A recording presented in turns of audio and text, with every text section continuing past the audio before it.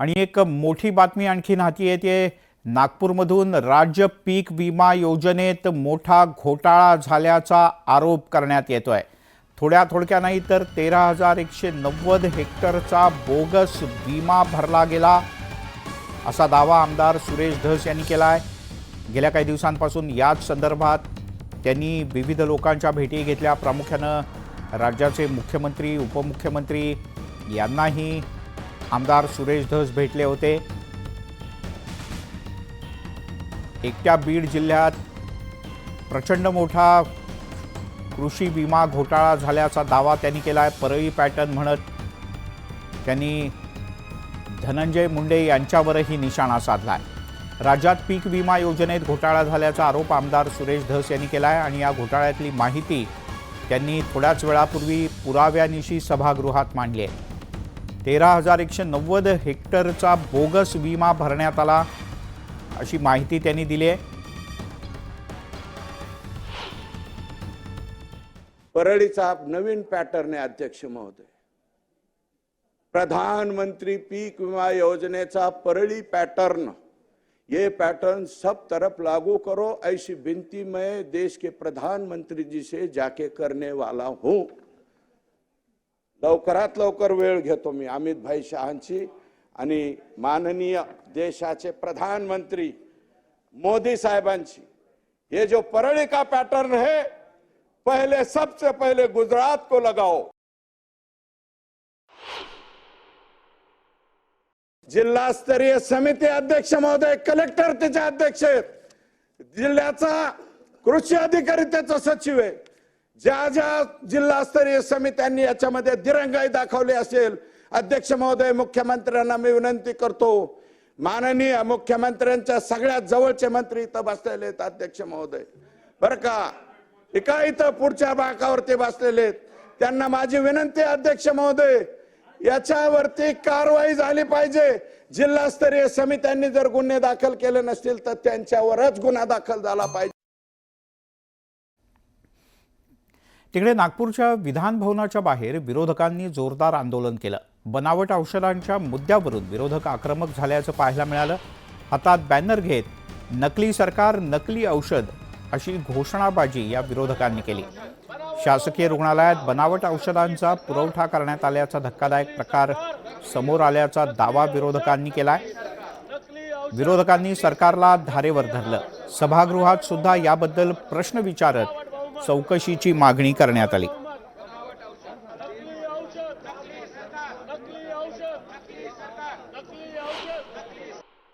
अध्यक्ष महोदय, गेल्या 2-2.5 वर्षामध्ये या आरोग्य विभागामध्ये काय काय हैदोस मांडला गेलाय ते आता चित्र सगळं समोर आलेलं आहे। त्याच्या विरोधात तक्रारी झालेल्या आहेत, काही ठिकाणी एफआयआर दाखल झालेल्या आहेत। अध्यक्ष महोदय, कुठल्या कुठल्या कंपन्या आहेत अध्यक्ष महोदय? अध्यक्ष महोदय, मिस्टल formulation company Uttarakhand, refund pharma chemical company Kerala, ज्यांचा आमच्या राज्याशी, फार्मास्युटिकल कंपन्यांचा आमच्या राज्याशी संबंध नाही, अशा कंपन्यातून ही औषध खरेदी झाली। ही औषध खरेदी अशी नियमबाह्य का झाली याची माननीय मुख्यमंत्री महोदयांनी चौकशी करावी। धक्कादायक म्हणजे ह्या 5 कंपन्या ज्या आहेत, याची ज्यावेळेला माहिती समोर घेण्याचा प्रयत्न केला त्यावेळेला ह्या 5ही कंपन्या रजिस्टर्ड नाही। या कंपन्यांचं अस्तित्वच नाही अध्यक्ष महोदय। याचा अर्थ याच्यामध्ये एक मोठं रॅकेट आहे की त्यांनी अशा पद्धतीनं बनावट कंपन्या तयार केल्या आणि त्या बनावट कंपन्या तयार करून सरकारचं आणि त्याचबरोबर जनतेच्या जीविताशी खेळण्याचं काम या सरकारनं केलेलं आहे। वळूयात पुढच्या काही बातम्यांकडे। विरोधक नागपूरच्या हिवाळी अधिवेशनात आक्रमक होत आहेत, पण आज नागपूरच्या हिवाळी अधिवेशनाचा शेवटचा दिवस आहे। अजूनही मंत्रिमंडळाचं खातेवाटप जाहीर झालेलं नाही। हिवाळी अधिवेशन संपायच्या आत तरी, म्हणजे आज संध्याकाळपर्यंत तरी हे खातेवाटप जाहीर होणार का असा प्रश्न विचारला जातोय, कारण हिवाळी अधिवेशनात मंत्री बिनखात्याचेच राहिलेत असं जवळपास स्पष्ट झालंय। खातेवाटपासाठी मुहूर्त मिळणार कधी याची उत्सुकता आहे। शेवटच्या दिवशी अंतिम आठवडा प्रस्तावावर चर्चा होणार आहे, मात्र अधिवेशनही आटोपत झालं, अधिवेशनही संपत आलं, पण अद्याप खाते वाटप जाहीर झालेलं नाही.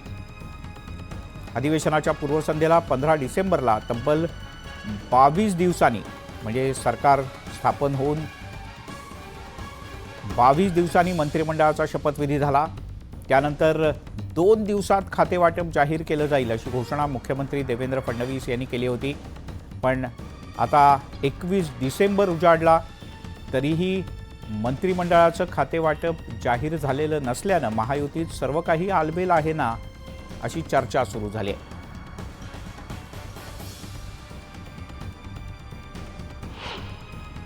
मध्ये या ठिकाणी खाते वाटप जाहीर केलं जाणार असल्याची माहिती आहे. तुम्ही 5 वर्ष जे आहे पाणी पुरवठा खात्याला पूर्णपणे न्याय देण्याचा प्रयत्न केलेला आहे. काय वाटतं भाऊ, पुन्हा ते खातं मिळावं की दुसऱ्या खात्याची अपेक्षा? कुठलंही खातं मिळालं तरी मला त्याला काही अडचण येणार नाही. जे खातं मिळेल ते इमानदारीने त्याचं काम करू. तिन्ही पक्षांची हरकत नाही आहे कोणाची. तिन्ही नेत्यांनी बसून काल सगळं ठरवलेलं आहे. कदाचित आज डिक्लेरेशन होईल असं आम्हाला वाटतंय. आत्ताच आम्ही मुख्यमंत्र्यांकडनं चहा पाणी नाश्ता करून आलेलो आहोत. त्याच्यामुळे आज होईल असं आम्हाला दिसतंय. तिघाजणं जे ठरवतील ते आम्हाला मान्य आहे. मग आज पालकमंत्री घोषित करतायत, मंत्रिपदं घोषित करतायत, खातेवाटप हे आज कदाचित डिक्लेअर होईल असं आम्हाला वाटतंय. तिकडे मंत्रिमंडळाच्या शपथविधीला 1 आठवडा उलटला तरी अद्याप खाते वाटप जाहीर झालेलं नाही. यावरून विरोधकांनी सरकारवर पुन्हा एकदा निशाणा साधलाय.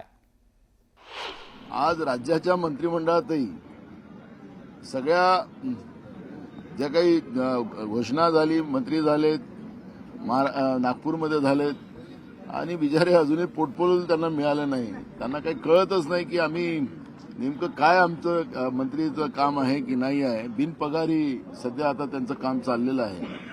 त्यामुळे गंमत लोकशाहीची या पद्धतीनं चाललेली आहे असं आम्हाला वाटतं आहे.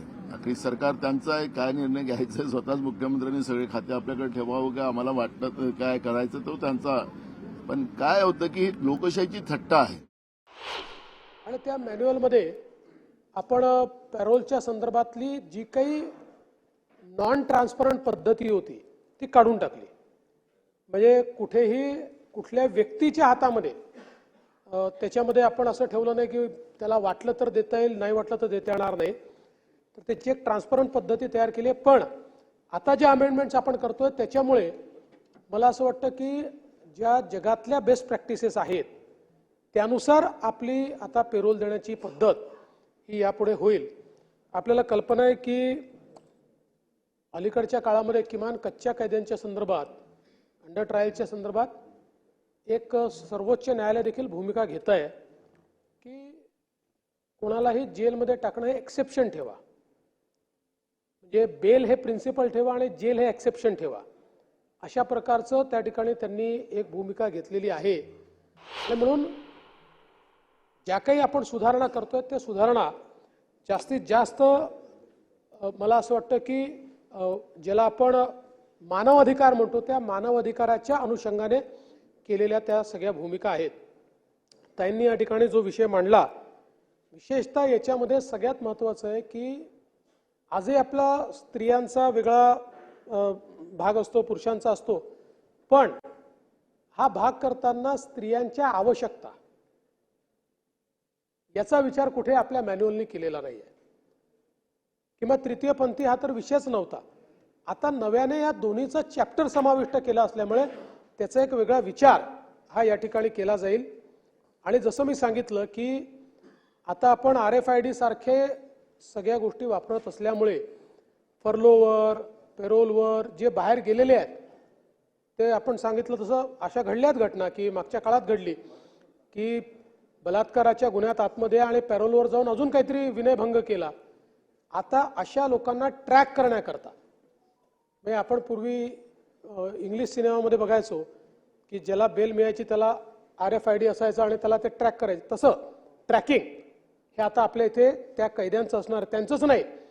तर जसं तुम्ही म्हणालात की आतमधलं जे प्रशासन आहे म्हणजे आपल्यालाही माहिती आता इतके आपण सगळे समाजकारणात आहोत त्यामुळे जेलमध्ये संदेश कसा पोचतो, संदेश कसा बाहेर येतो याचे नवीन नवीन तरीके लोक शोधून काढतात. त्याच्याकरता सगळे इलेक्ट्रॉनिक अशा पद्धतीच्या व्यवस्था हे आपण त्या ठिकाणी उभ्या करतो आणि एवढंच नाही तर जेलमध्ये जो मुलाखती करता जाईल त्याचंही ट्रॅकिंग आता याच्या पुढे करण्याची व्यवस्था आपण तिथे उभी करतो. आणि म्हणून अनेक ठिकाणी आपण जर बघितलं असेल तर आता पश्चिमेच्या देशामध्ये जेलमध्ये ऑफिशियली ते कैद्यांना टेलिफोनची व्यवस्था देतात आणि त्यांना ठरलंय आठवड्यातनं एकदा वगैरे त्यांना फोन करता येतो. आपण पाहतो की आपण अशा व्यवस्था ठेवल्या नाहीत, ठेवू नये या मताचे आपण आहोत, पण परिणामी आपल्याला दर 15 दिवसांनी 1 महिन्यानी 2 महिन्यांनी तिथे सर्च घ्यावा लागतो आणि एखाद ना एखाद मोबाईल सापडतोच. त्यामुळे मला असं वाटतं की या सगळ्या प्रॅक्टिकल गोष्टी लक्षात घेऊनच हे मॅन्युअल तयार करण्यात आलेलं आहे की ज्यातनं कुठल्याही प्रकारे जेलमध्ये जी एक वेगळी अर्थव्यवस्था चालते, म्हणजे अर्थव्यवस्था शब्द योग्य नाही आहे, पण एक वेगळं अर्थकारण चालतं, ते कसं संपवता येईल आणि जेल हे खऱ्या अर्थानं करेक्शनल कसं होईल या संदर्भात आपण खरं म्हणजे प्रयत्न करतो.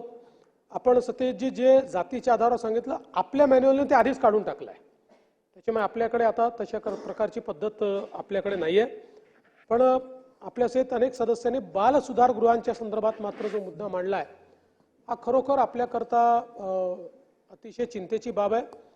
खरं म्हणजे 2018 साली कैलास सत्यार्थी साहेबांना आपण अपॉइंट केलं होतं आणि मुंबईमध्ये एक देशातलं सगळ्यात आयडियल अशा प्रकारचं बाल सुधारगृह तयार करण्याच्या संदर्भातला एक आराखडा हा आपण तयार केला होता. 2019ला आपण त्याची म्हणजे तो आराखडा तयार करून आपण MMRDAला त्याची जबाबदारी दिली होती.